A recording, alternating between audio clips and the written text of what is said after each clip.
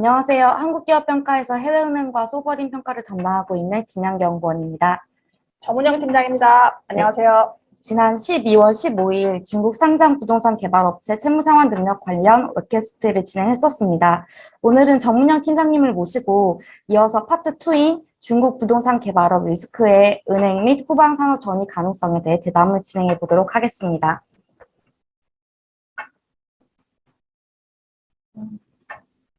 네, 먼저 부동산 개발업에 관한 중국 정부의 정책 의도는 무엇일까요? 네, 사실 어떤 나라가 경제 성장률 기여도가 높은 자국 산업을 스스로 망가뜨리는 경우는 거의 없기 때문에 이렇게 갑자기 그 최대 규모의 부동산 개발업체가 부도이냐 아니냐 뭐 좀 애매하긴 한데 부도다 이런 상황에서 정부의 정책 의도를 제가 얘기하니까 좀 혼란스러우신 분이 많았던 것 같아요. 거기에 대해서 질문이 많이 들어왔는데 이걸 이해하시기 위해서는 전체적인 중국 경제 정책의 목표를 한번 보실 필요가 있습니다. 중국 정부는 중국의 국유 민간 기업이 하나의 기업 그룹에 속한 회사들처럼 서로 안정적이고 호혜적인 관계를 구축하도록 유도하고, 이를 통해서 중국 기업이 주요 산업에서 국제 경쟁력을 확보하고 세계 산업을 주도하게 만드는 한편 경제 성장률을 세계 주요국 대비, 개도국 대비로도 높은 수준에서 안정화시키겠다는 야심찬 목표를 가지고 있고요. 실제로 아주 최근까지도 보시면 다른 선진국이나 다른 대륙의 개도국은 말할 것도 없고 개중 좀 안정적인 성장률을 보이고 있는 인도나 아세안 5개국에 비해서도 중국은 경제 성장률이 높은 수준에서 안정화된 모습을 보여왔습니다.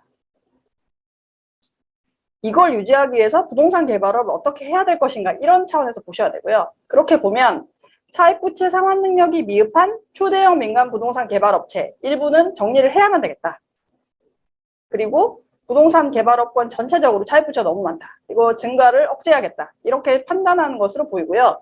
이로 인해서 과도한 부동산 가격 상승을 저지한다든가 고용 효과가 큰 건설업, 후방산업의 대표격이죠. 을 보호를 하고, 그리고 부동산 개발과 건설에 대해서 그 GDP 의존도가 너무 높은데 이걸 살짝 완화를 시키고, 또 이 두 개 업종뿐만 아니라 전체적인 산업 정책의 가장 큰 매개인 자금이라고 하는 중요한 자원을 배분하는 도구로 사용되고 있는 은행업을 보호해야겠다.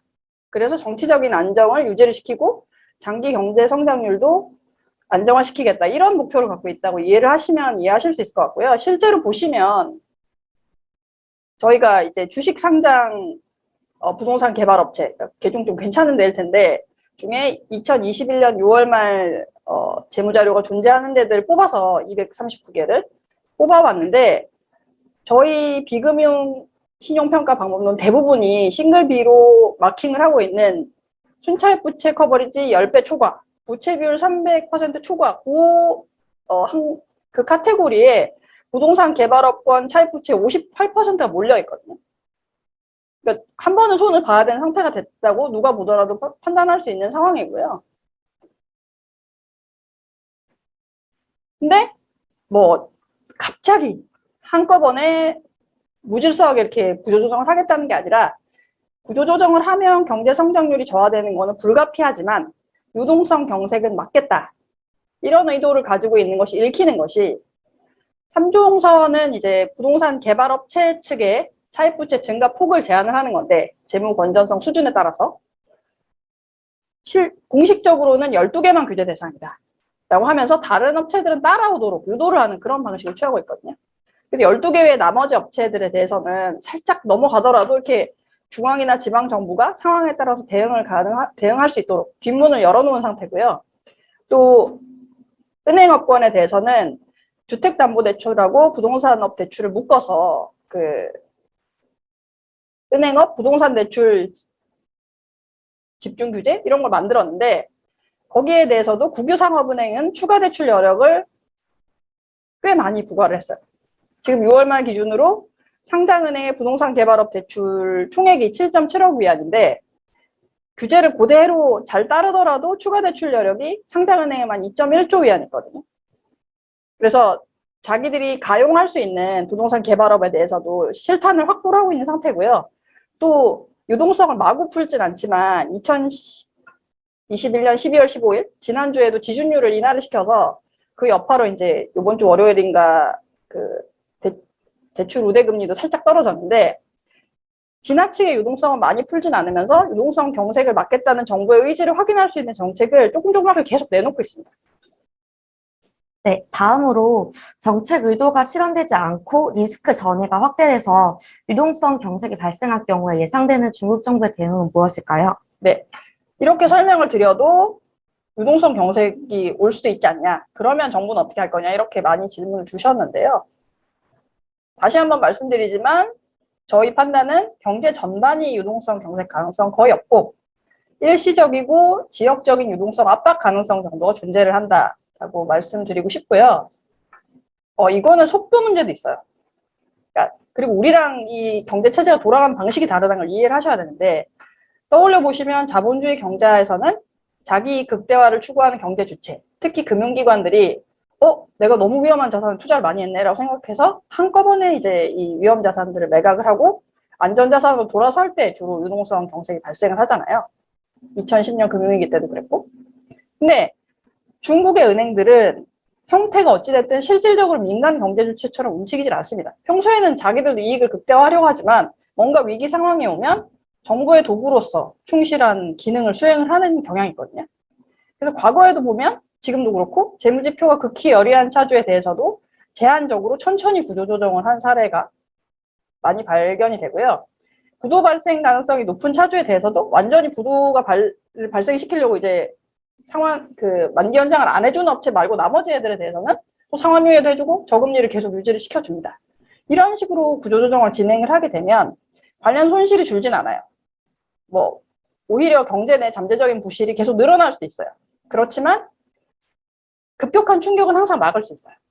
어디선가 손실이 발생하는 섹터가 있어도 다른 곳에서 시간을 끌면서 충분히 이익을 실현을 해서 자본 적정성 지표가 충격받는 거를 최소화시킬 수가 있습니다. 네. 실제로 제가 이제 이건 스트레스 테스트상 그렇게 해야 되니까 베이스 케이스일 때는 중국 정부 정책 의도가 실현됐을 때고, 아닐 경우에는 손실폭이 더 커지고 이러면서 은행 클래스별로 얼마나 충격받을지 이렇게 보여드렸는데, 여기서 제가 미처 말씀 못 드린 게 이 스트레스 테스트의 특성상 정부는 이 액수도 중요하지만 손실 발생 기간을 얼마나 장기화하느냐가 핵심인데, 사실은 베이스 케이스만큼도 한 해에 몰려서 발생할 가능성은 크지 않아요. 그리고 실제로 스트레스 케이스로 넘어가서 이제 손실 발생이 늘어난다면 부족한 부분은 아까 실탄을 갖고 있는 국유상업은행이 상대적으로 여유가 있는 좀 지원을 하도록 하거나, 일부 은행들이 많이 부실화가 된다고 하면 배드뱅크를 설립해서 과거에 2000년대 그런 거 한 적이 있는데 좀 조정을 하고, 그리고 직접적인 정부 출자 지원은 최소화할 걸로 판단이 돼요. 왜냐하면 정부는 그러니까 건재해야 이 모든 거를 꾸려나갈 수 있기 때문에. 실제로 주식제 상업은행 중에 좀 소규모 은행들이 어려움을 겪을 때도 국유상업은행 밑에 관리로 넣었지 직접적으로 어떻게 출자가 됐는가는 밝히지를 또 않았고, 또 정부가 직접 출자하는 사례는 없었거든요. 그래서 이런 식으로 지원이 들어갈 것 같고요. 근데 이런 식의 구조조정이 필요하다고 생각되는 업종이고 나름 재무지표가 너무 안 좋은데도 천천히 구조조정을 하는 게 어떻게 가능하냐, 대외 충격은 없냐, 사실 한국인으로서는 도저히 이해하기 힘든 면이 있는데, 중국은 대규모 내수 시장이 있고 외화 자산이 많고 순대외 채권국이지 우리처럼 돈을 빌려다가 경제 개발을 한 나라 아니거든요. 태국, 동남아시아 국가도 우리랑 비슷한 스타일인데 중국은 달라요. 그래서 외화 차입 부채, FDI 의존도 굉장히 낮고요. 경상수지 흑자를 꾸준히 계속 유지를 하고 있고, 또 GDP 대비해서 순대외 자산이 여전히 20%나 들고 있어요. 그리고 금리 충격 관련해서도 개도국으로서 절대적인 금리 수준이 선진국보다 높아요. 지금 10대 상업은행 기준으로 이 중국에서 공시하는 대출 우대 금리 보시면, 이게 론 프라임 레이트를 보시면 1년 만기가 3.8%고 5년 만기가 4.65%인데 이게 중앙은행 기준금리랑 같은 의미는 아니라 할지라도 글로벌 대형은행들이 선진국에서 기업 대출하는 평균금리랑 비교를 해보시면 확연히 더 높거든요. 그래서 상대적으로 선진국이 좀 금리 인상을 하더라도 여기서 버텨도 큰 문제가 없는 그런 상황입니다. 실제로 중국은 국유기업의 경우에는 부동산 개발업, 건설업체에 대해서 굉장히 정책금리로 낮은 금리를 줬고, 그들이 운전자본 회전이 극히 잘 안 되고 있음에도 불구하고 줬고, 그러면서 천천히 막 극히 상태가 안 좋은 애들만 일부 부도를 내는 식으로 구조조정을 해왔었거든요. 이 구조가 중단기적으로 깨질 것은 아니라고 봅니다. 네, 마지막으로 부동산 개발업 구조 조정이 경제 성장률에 미치는 부정적 영향의 크기는 어떻게 될까요? 네, 이게 사실은 가장 대답하기 힘든 질문인데요.